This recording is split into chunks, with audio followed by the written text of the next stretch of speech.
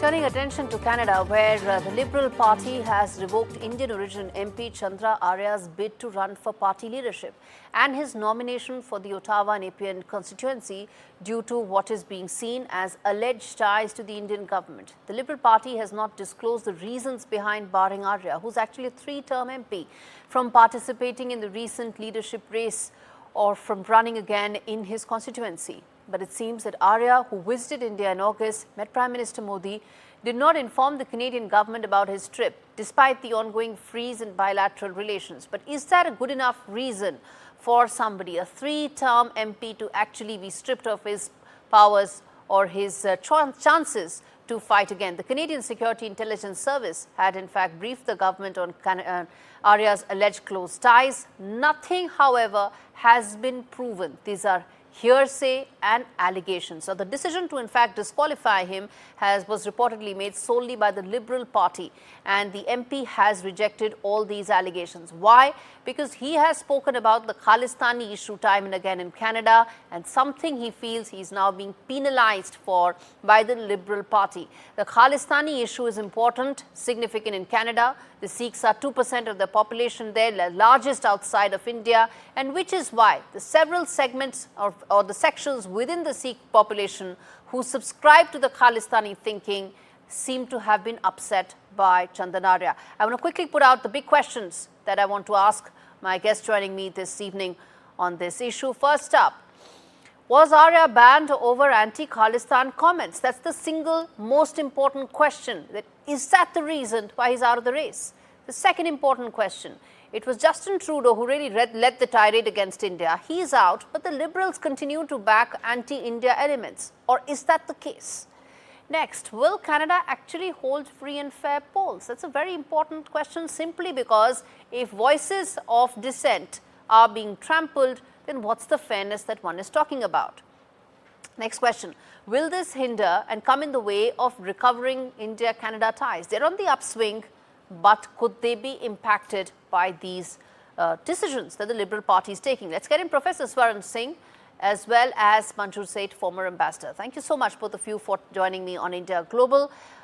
Professor Singh, let me start with you. At the end of the day, one can question a particular political party's decision to give or not give ticket to any candidate. But it seems that the reasons for stripping the possibility of his candidature is the fact that he spoke against the Khalistani issue. Thank you, Gaurie, for having me on your program. It is indeed strange, it is unusual, it is unprecedented that such a summary trial kind of situation is being seen by Liberal Party in Canada. As you mentioned, three-time MP from 2015. Apparently, there has been no due process of any investigation. There is no formal explanation as to what has caused this. And suddenly, the Prime Minister Carney announcing that he's the one who's going to contest from a Nepean constituency in Ottawa is very strange. But let me also add that this is something which normally happens, and it's not just the Liberal Party. From 2019, 2021, that CSIS, which is Canada Security Intelligence Services, have recently again reiterated the fear that countries like India and China and potentially Russia, Pakistan, Iran could be influencing through disinformation elections. That exactly, you made a valid point, and I was coming to that. But those are wild allegations. Those are completely wild allegations rejected by India. And in the midst of that, you have a specific person representing the Indo-Canadian community there, and a very important member of, well, the Hindu community in the Indo-Canadian community there. And Manju said, do you think that he's being targeted for his faith, as he says? I think faith may be one aspect, but also the fact that he, did not or does not support the pro-Khalistani elements within the party and in Canada, and he has spoken out against him. I think that could also be a factor. And faith alone, I don't think is the only factor. And also because they are saying that they've been, the previous, under the Trudeau administration also, the Trudeau government, they have been saying that India has been interfering in their elections. And I think, these kind of allegations are very unbelievable, but somehow the narrative is being built and reinforced by the Canadians within their own, and they're saying the security agencies have also done in the Nijjar case. All these things point to a certain narrative building as well. And I think this particular incident where Indian-origin Canadian MP Mr. Chandra Arya has been debarred from even the leadership race and now even from his own constituency. So it is something which needs to be, I think, investigated by other agencies and by the Canadian government again with some kind of independent agency. Professor Singh, which brings me to ask you just how important the Khalistani vote bank is in Canada, that weeks before the election, to ensure that that Liberal Party placates and keeps the Khalistani vote bank on its side, it is taking these measures against Chandra Arya. There is no doubt that NDP, being a coalition partner of Liberal Party, for Liberal Party remains very significant, and therefore one has seen a large number of examples of sympathizers in Liberal Party, starting from the very top, the Pierre family, the Trudeau family, themselves being very closely connected to this entire movement. The kind of license virtually given to some of these elements to do things which are absolutely unacceptable in any civilized nation, in any democracy.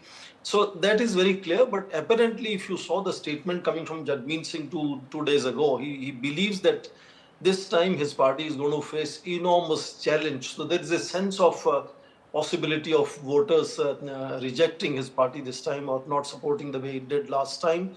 But it's also interesting to see that media, the Globe and Mail, for example, only yesterday mentioned how the kind of South Asian community was raising funds, even for the other Conservative Party, Poilevia, as a candidate, and he had to go out and clarify.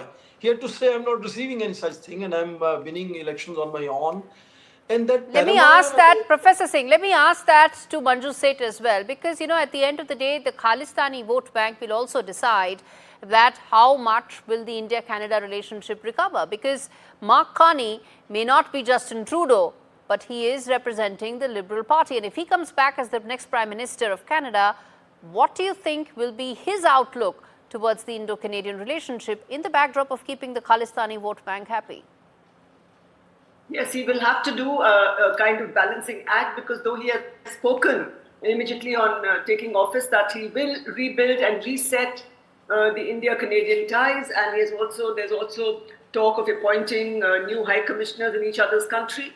So he has spoken of that because he does understand that the India-Canada relationship is important, and India is important for Canada's economy.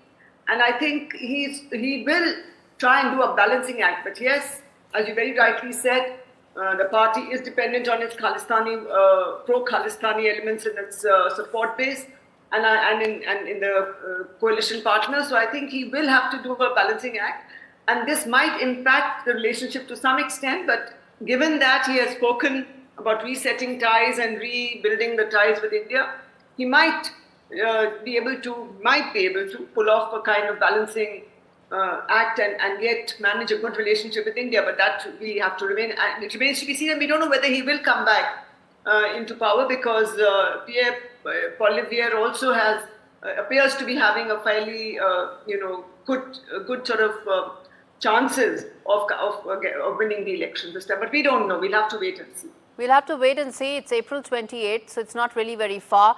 It's the minimum amount as per the Canadian Constitution, which is 37 days. That's the amount of campaigning that the Prime Minister has really left this to. But Professor Singh, I want to bring in another aspect of this, which is that what Chandra Arya is talking about here, that he is being targeted for speaking out against the Khalistanis, the fact that there are now voices in the Canadian administration which are making wild allegations about quote-unquote India influence in this election. Let me then ask you about the fact that in terms of the stakes here, what are we really looking at? Because it's not just about Mr. Arya, it's also about the entire Indo-Canadian community, how significant they are in these elections. We've spoken about the Khalistanis, but what about the Indo-Canadian community? I think it's a very bad example, the way Chandra Arya has been treated in case he's finally disallowed to contest any election, either for the nomination of leadership role or in his constituency, which apparently is clear. Now, Mark Carney wants to contest from Nepean constituency, as he's already announced.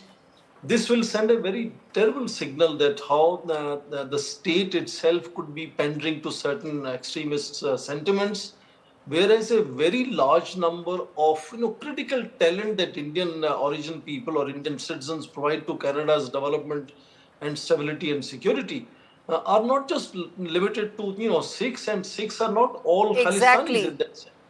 Sikhs are not all Khalistanis, and Sikhs are not the only Indo-Canadian community here. Quickly, Mr. Manju said, I'm running out of time.